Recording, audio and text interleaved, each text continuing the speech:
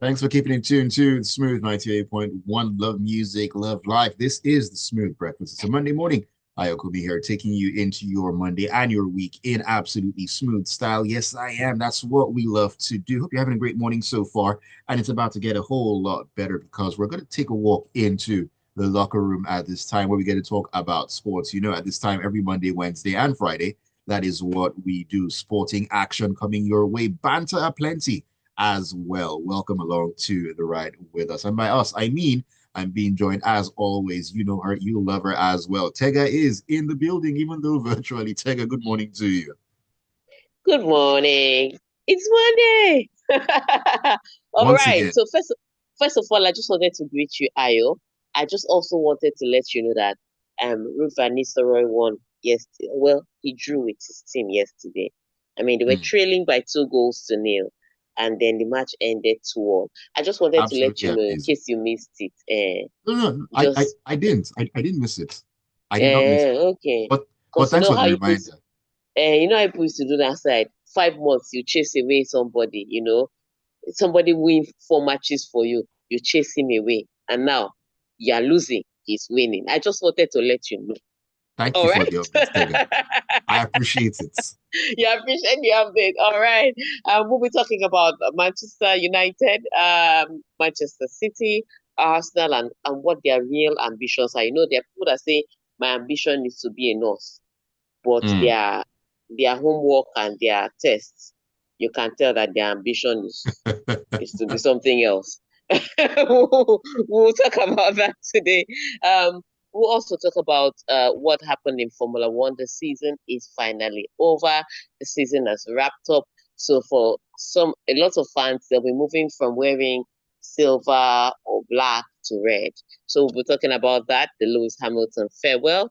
Um, I think then we'll touch on a little bit on Nigeria. Yes, there's some rumors swirling around about the new Super Eagles coach and some updates. So Mm. we'll touch on all of that in the locker room this morning. But before we go any further, Ayokunmi, tell us, how can we be a part of the locker room this morning?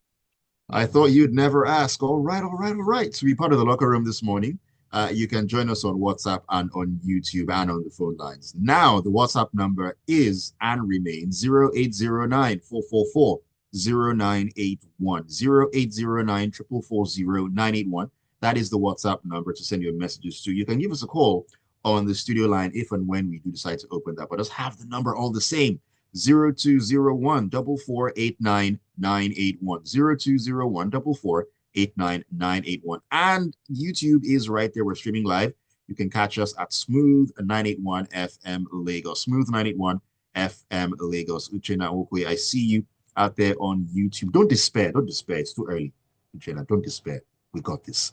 All right, let's begin our journey into the locker room this morning. On the home front, Tega already alluded to this. The Super Eagles are in the news once again. Now, as the Nigeria Football Federation, NFF, contemplates on hiring of a foreign coach for the Super Eagles, former coach of the senior national team, Samson Siasia, has said the country can do without a foreigner. Can they? Tega, can they?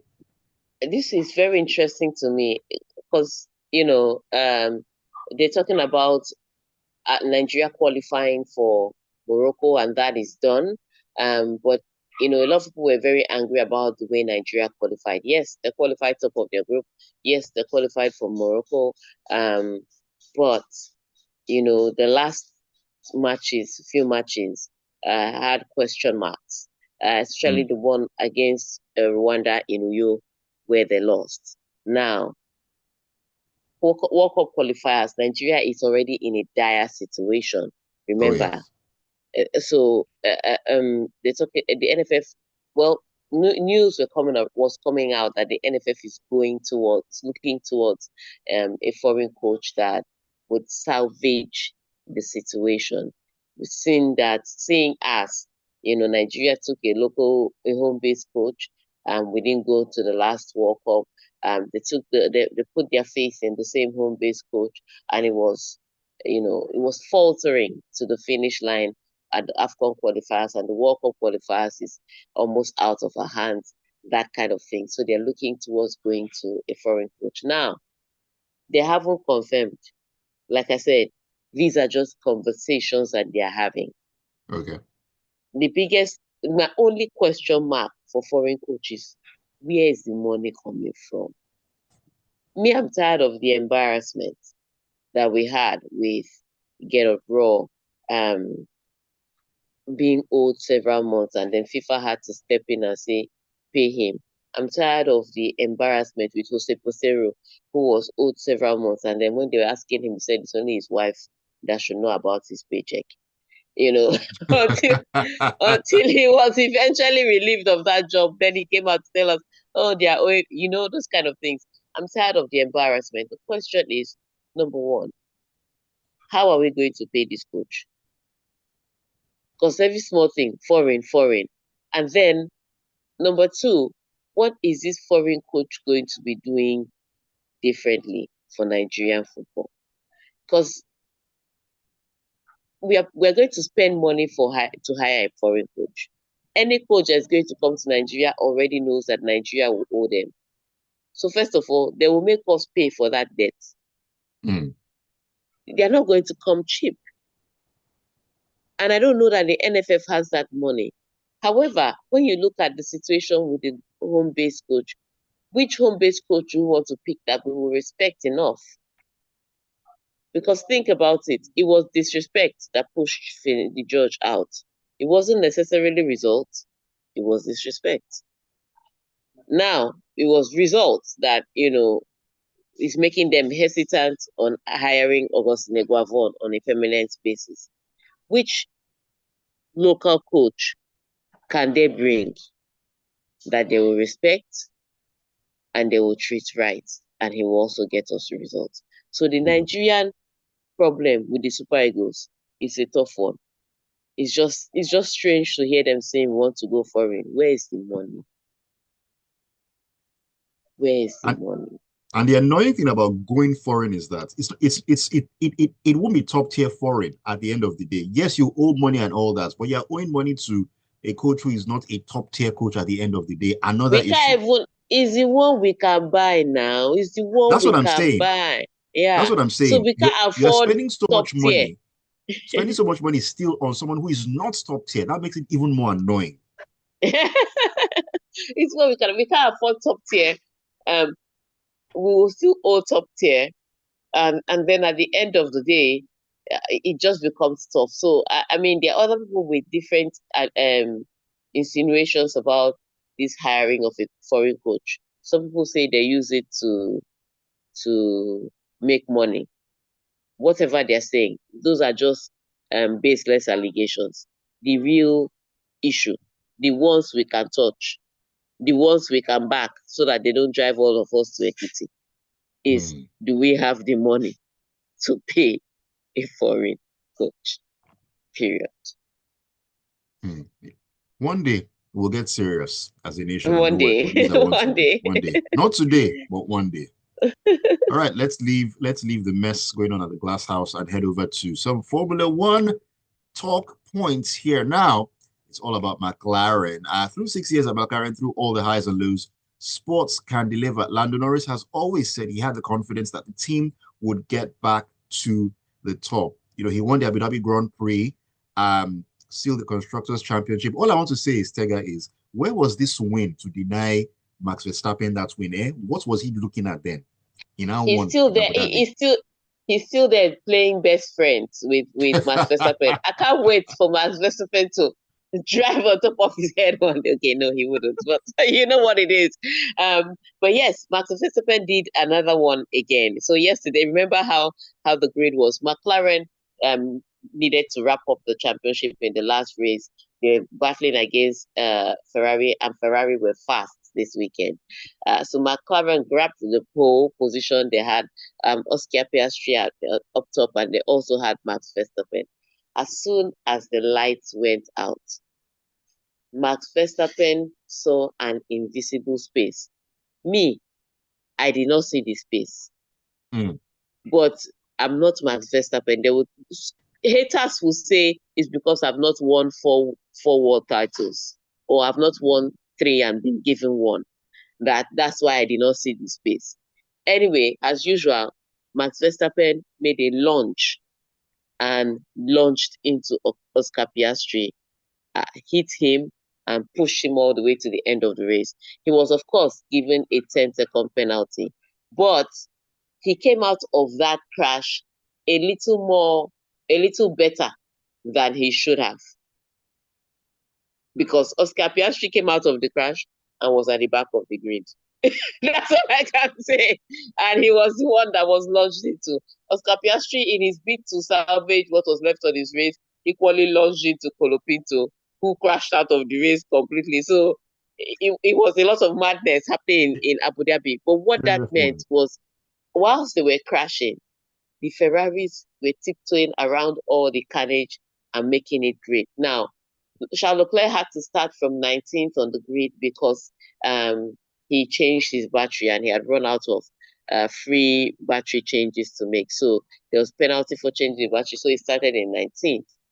And so whilst everybody was crashing around Charles Leclerc, he was tiptoeing around all the carnage. That guy drove from 19th and finished on the podium in third. Amazing. Carlos Sainz was the one where all the drama was happening around, where, Verstappen's crash was happening, where he was trying to chase down Lando Norris and avoiding his own drama. He's also managed to finish in seventh. But it was looking so good for Ferrari in second and third, with Lando Norris fearing for his life in first position, that when Oscar Piastri was trying to fight his way to the top, he almost had a crash with somebody.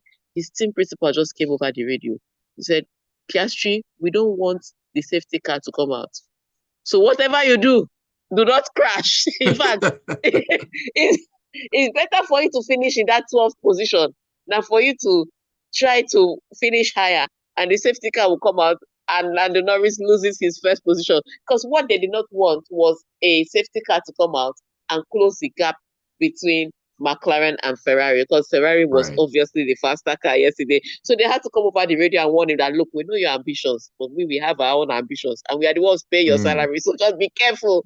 So Tactics. it was the most ridiculous warning that they had to give him. But yes, he was really trying to push so hard, thinking he was trying to get the team points. Unfortunately, anything he was trying to do, if he had crashed, he will be costing the team points. But it was brilliant how McLaren managed that race, and ended up winning the Constructors' Championship for the first time, I think, in maybe since 26 years or thereabouts. 26 years, yeah, almost 30 years. So it's been a while. So it was interesting to see how they were able to get that done. But what they'll be looking towards next season is competing for both the drivers and the Constructors' Championship. That one, I know that's what they're looking forward to. It was a tough task this year. They looked like they had the faster car, especially after the summer break, and at some point they looked like they had a fighting chance of getting Lando Norris into the Constructors' battle. But Lando Norris couldn't take advantage of half the pole positions he got, because every time he got pole position, he was always overtaken on the first lap. So it's something he needs to work on in the off season. And to make matters worse, he was playing nice with Max Verstappen. Even Zach Brown does not like Max Verstappen, but somehow Lando Norris is playing nice with him. So let's see how next season turns out. Next season already there's drama with George Russell and Max Verstappen still not talking to each other. Their team principals, Christian Horner and Zach Brown, are not friends at all. And Mercedes just coming into the right season where they found some pace towards the end of the season. So let's see. Ferrari, McLaren, Red Bull, everybody will be hoping that those three cars will be fast next season. So we'll have a more competitive season at least. We're definitely looking forward to the fireworks that will be coming our way in the new season of Formula One. Interesting times definitely ahead. Let's take a quick break right now. When we come back in, it's all about what's going on in the world of football. Chelsea, Spurs, Man United, Man City, Arsenal, we're talking about all those teams and a whole lot more.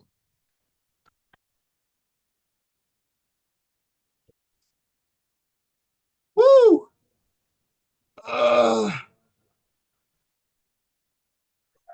I know what's happening to my nose. What?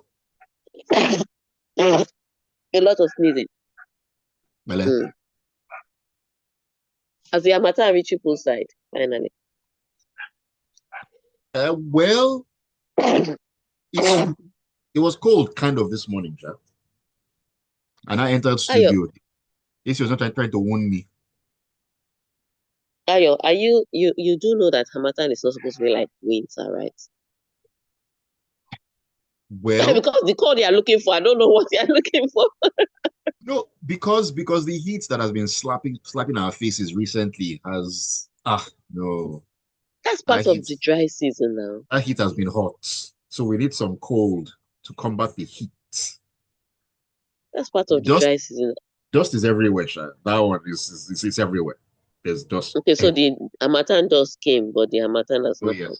yes. Understand. Less dust, more cold. I'm Mm-hmm, down for that. mm-hmm.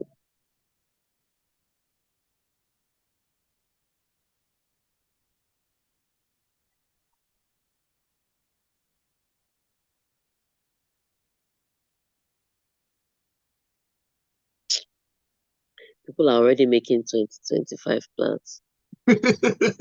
And I never survived. I never survived 2024. We would never even know as the rest of 2024 will be safe. Do you understand? You They never are making 2025 plans, my you never goodness. click yet. We don't know the big plan for 2025. We're gonna Hi. calm down. We're gonna calm down. God have mercy.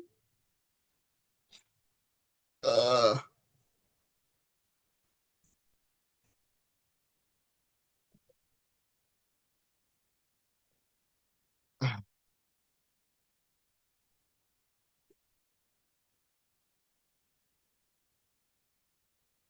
What's happening with the ads? There are uh, last one is plenty. last one is playing. Hmm. There are plenty. You know what that means. Let me just keep. How many days we have left? What's today's date? Today is the 9th. It's still plenty days that we have. It's not. 16 days to Christmas. It's not. It's a. Let's see how it will be. Maybe reading unplug will make me feel better about the situation. We We need reading unplug tickets to feel better about the situation. shall see.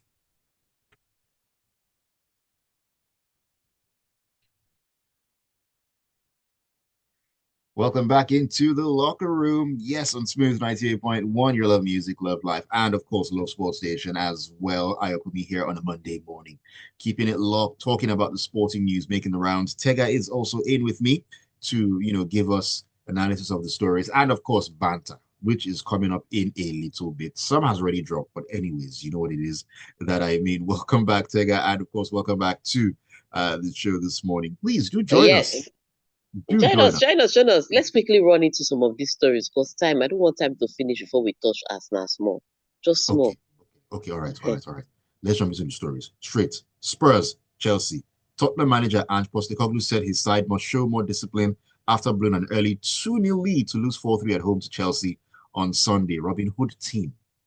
All I want to say is good morning. It's now that you know that they need discipline. I don't know anybody who did not think when Tottenham was leading by 2 goals to nil that they were going to bottle this. They are called Bottlers FC for a reason. I don't know anybody who didn't know that. Apart from the few Arsenal fans that were looking for, you know how misery loves company. Mm, They were the only ones. But look, what it is simply this. The Chelsea have the players to run riots. And they're using those players well. I would say for Maresca, he came in, he found the players that will work well together. And I think the fact that he made some players know that you may be earning salary, but you will still soon leave, has made everybody sit up. Because remember that time when he was saying, I'm only training with 21 players. The rest of them should mm, go and look for who their coaches are. You know how they do that thing. That right. that attitude, that decision made every player to start fighting for a shirt. To know that look, the holiday is over. This may be an American owner, but it's still going to be cold out here for us if we don't sit up. And it made players want to compete. And then to start getting result after result, completely change the narrative for Chelsea. So it's a feel-good time. The thing about Chelsea is that they have scorers from everywhere. I would say the difference between Chelsea and Arsenal is that on the Chelsea team, you can see 7 different scorers. They are getting goals from at least 7 different people. On the Arsenal team, you think maybe 4. The other people that score, it's not that you expected the goal to come, but if they score, oh well. So you know that every once in a while, Odegaard can score from long range, but it's not consistent. You know that Bukayo Saka would score. Um, you know that maybe Gabriel will score from set pieces, and then Leandro Trossard. Those are the 4 guys you expect to score regularly. The rest of the guys, even Kai Havertz, all them, Gabriel Jesus, Martinelli, they are not consistent scorers. And that's the difference for me between Arsenal and Chelsea, that they have at least 7 guys that can score from anywhere on the Chelsea team. And from Arsenal, you have like 4 that you are hopeful will score. The rest of the scorers are bonuses. And so that Chelsea team is so, I mean, they get goals from everywhere that when you look at the Tottenham side, especially with the Tottenham side that has a porous and vulnerable defense and still likes to play open football. And that's the thing about Ange Postecoglou. He's never going to defend because his team is under pressure. He's still going to tell his team to continue pushing to get goals. And so because they continue pushing to get goals, they are always open to conceding goals. And so, like I said, when they won against Manchester City, it was not about Tottenham being great. It was about Manchester City being bad. So, yes, Ange Postecoglou can be angry and say, oh, I need my team to be more disciplined. But they've never been disciplined. And it's his style of play. He doesn't ever think, oh, let's manage the game. Every time they have the ball, they're trying to get more goals. It leaves you vulnerable. So that management without the ball, it comes from his tactics, not necessarily the players. And that's where his problem is. Granted, the 2 penalties given were overzealous playing by Bissouma and Sarr. The 2 penalties that Cole Palmer eventually scored, yes. But the style of play that left them being exposed to the point that Chelsea players had the ball in their 80-yard box and they were caught unawares to rush into giving away those penalties. That comes down to his tactics. So I guess he should be looking himself in the mirror and thinking of how he can manage his team when they are Most without definitely. the ball. Yeah, as opposed to looking at the players' individual errors that came from his tactics. It kind of reminds me of when Arsene Wenger was still Arsenal manager and he was, set in his ways in terms of how he set his Yeah, team up that's it. and all It's that. set in a ways. So you can say that, yes, the Bissouma and Sarr shouldn't have been overzealous, but your tactics is the one that left them exposed, which is why they had to make hurried and rash decisions like that. Right. All right, let's quickly talk about what's been going on in La Liga. Jude Bellingham inspired champions Real Madrid to a comfortable 3-0 victory at Girona on Saturday in La Liga, with Kylian Mbappe also on the score sheet. Bellingham is awake again. Bellingham is alive again. So remember, last season he also played the beginning of the season, and then he kind of fizzled out towards the end of the season. And this season he didn't start very well, but he's catching fire at the right time because after Real Betis and Barcelona drew 2-2. Another match that Hansi Flick is just scratching his head about how he's going to get his youngsters to be better. Real Madrid knew that they needed to close the gap, having lost the previous weekend.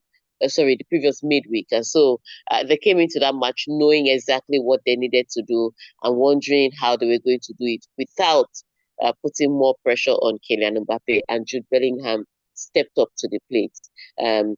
Dragging them to that 3-point win that they needed. Now, what has happened with that win from Real Madrid is that they're just 2 points behind Barcelona and they have a game in hand. Then yesterday now Indeed. broke the camel's back in La Liga because Atletico Madrid also has a game in hand. But yesterday in their match against Sevilla, that match was wicked because Atletico Madrid scored first and then Sevilla came back and scored 3 goals to make it 3-1. Then Atletico Madrid woke up again and scored 3 more goals to make it 4-3. That match was mad. It was the different emotions and the swinging momentum that made it even more interesting. Because at one point, it looked like Atletico Madrid were definitely winning it. After they eventually scored the first goal from their first 3 chances. Then Sevilla was like, no, we are going to break the jinx and beat Atletico Madrid. And then they went on to score 3 goals. And then it looked like Atletico Madrid were definitely going to lose. Then Griezmann dragged the team back and they were able to win the match. That result now drags them 3 points behind Barcelona, and they too have a game in hand. So this particular La Liga race is a 3-horse race. It's not even a 2-horse race. It's a 3-horse race that seems like nobody is backing down. So it's going to be interesting to watch the La Liga this season. If you're looking for a title race, just go there, because the English Premier League looks like Liverpool has galloped away with that. Well, talking about title race, if you're looking for another title race, take a look at what's going on in the Serie A, where Lazio denied Napoli the chance to return to the top of the Serie A standings with a 1-0 away win on Sunday. Their second victory this week over Napoli. I'm telling you, so Napoli, in fact, Antonio Conte I don't want to be, in fact, I know, I want to be a fly on the wall in the locker room, because Napoli lost with Antonio Conte midweek. So they're out of the Italian Cup. And everybody was like, okay, that gives them time to focus on the Serie A. Then they get to the Serie A and they lose again. It was closer, but the bottom line is they lost, which means that they are no longer sitting pretty at the top of the table.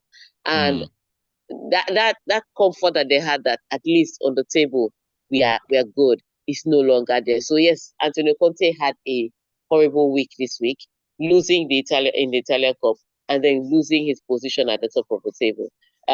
So Napoli is just going to have to find a way back. They have been getting some labored wins. They started off looking comfortable in their victories. Then they decided to get all those labored 1-0, 2-1 wins. Right, here and there.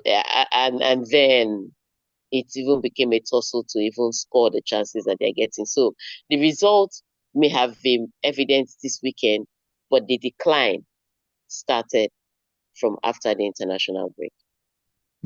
Indeed. Syria also heating up. All right, finally, let's quickly talk about the London derby. Arsenal missed the chance to close to within 4 points of Premier League leaders Liverpool after being held to a 1-1 draw at Fulham, also on Sunday. So remember, Liverpool's Merseyside derby was postponed due to weather. So that's why Liverpool didn't play this weekend. So everybody else around them was given the opportunity to close the gap. Manchester City didn't close the gap. They dropped another 2 points. They were playing with 10 men at some point, and so that was one. But Arsenal, especially against Fulham, did not close the gap. And this is where you blame Mikel Arteta and his boys, because this is the Fulham that dented their chances last season. So if anything, aside the London derby, revenge time. If anything, this was supposed to be revenge time. They didn't take advantage of that. They started the match exactly the same way, touching the ball too many times and not creating enough chances. And so this is where Arsenal fans have a problem with Arteta. They like that they can score from set pieces now. They love it. But it seems that Arsenal can only do one thing well at a time. Arsenal can never give you full options. It's either they are scoring well from set pieces and not scoring from open play, or they are scoring from open play and not taking advantage of their set pieces. They cannot do both. They cannot multitask, and that's where the problem has been. So Arsenal struggled a lot yesterday. Again, they scored from a set piece, but from open play, they were not creating more chances, and I think that's what Mikel Arteta have to work on. So ultimately, yes, if you ask me, Arsenal are not in this title race. They shouldn't be looking at it. What they should be looking at is how they can build their team stronger to compete maybe next season. Yes, and Patrice Evra was right. With Arsenal, it's a series. There's always next season. All right, Tega, let's take messages really, really quickly here. Bobby from Kano says, I don't think it's ever valid that money is ever an issue for Nigeria to pay any coach from anywhere in the world. The problem is priorities, because tell me, how is Nigeria never short of money to pay lawmakers the ginormous amounts they apportion themselves year in, year out? When it comes to paying for a real quality coach for the national team, That is when they loudly admit and proclaim that Nigeria is a hand-to-mouth nation. Questions, questions, But questions. Nigeria is a hand-to-mouth nation in many areas. It's not just football. But Football is just one of the. when it comes to No, paying football is those just big one of the. salaries. Mm. No, football is one of the areas. It's that simple. Anyways, Emisiolua from Isola says, good morning, great win for Real Madrid. Hala Madrid. Uluwase says, I know we're talking about qualifying for the World Cup, but I'd like to point out that the last two Nations Cups were won by local coaches of the respective winning nations. Our last Nations Cup triumph was also by a local coach. I fear Eguavon isn't the one who can, though. I had to abridge that. Thank you for your thoughts here. Tayo says, Ten Hag can be far away, but his glory still shines on Old Trafford. I always say, why argue with a corner FC fan when you can just wait? Anyways, we don't listen. Sorry, we listen, we don't judge. Tayo, you're trying me again. Tayo. AY Fominiru says La Liga is very hot this season. Barca, Real Madrid, and Atletico Madrid. La Liga's top three are all struggling. Are they though? Let me take YouTube really quickly. Uche Nawokoye says United back to familiar failings. Players going back to the default settings. Let's hope to be in a good place by January so we can get more players in. City and Pep on the down. Chelsea, the team to watch. LK Adorogba says all haters deleted their drafts. Mentality, mentality, mentality. The youngest team in the league is beginning to show mentality. What a comeback by Chelsea. I finally have my team back. Hey, this And is LK Aderogba that makes me not to make Chelsea win. He can brag. Ibrahim Hassan says, Ibrahim Hassan says, let me see. LK Adorogba, your voice don't be loud now. Anyway, enjoy the moments. I'm telling you, it's LK Aderogba that threatens everybody whenever Chelsea wins. On that note, LK Aderogba, have a fantastic week. You're doing well. All right. So thank you for sending in your messages via YouTube. Thank you for sending your messages to WhatsApp. Thank you for tuning in to Smooth 98.1 FM to listen to the locker room. Till I come your way again on Wednesday. I think they're midweek matches, right? Let's get ready. Yeah, Champions League, Europa League. Yeah. Yes, let's get ready to drag some teams that don't make it. Amen to that. All right, Tega, have a great Monday and thank you for coming through. And Lagos, thank you for keeping it to Lagos, Nigeria, and the entire world because Bobby is listening all the way in Ghana. So you're all over the place keeping it tuned, and we love it that you do. Don't go anywhere. 9 o'clock, we'll get into a conversation on Lagos Talks. It's going to be a great one, as always.